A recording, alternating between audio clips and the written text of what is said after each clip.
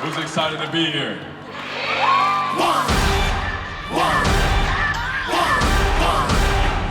Hundreds of students gathered at San Joaquin Delta College for the NAACP Youth Summit. It's an event celebrating Black History Month and inspiring the next generation of leaders.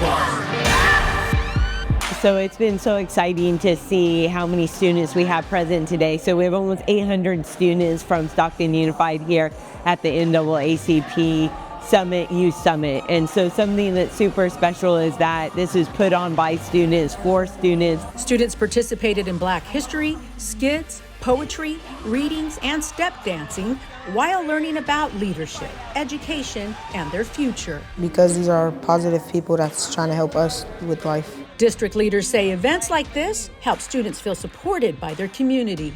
Today we are celebrating Black History Month, bringing all of our students from the various school districts together to educate them on the amazing achievements of our African American ancestors and current people who are history makers making a difference. The summit also included workshops on careers, college preparation, and leadership development. Is having a community, having support, having an infrastructure that you believe in, that believes in you, is important for all of us.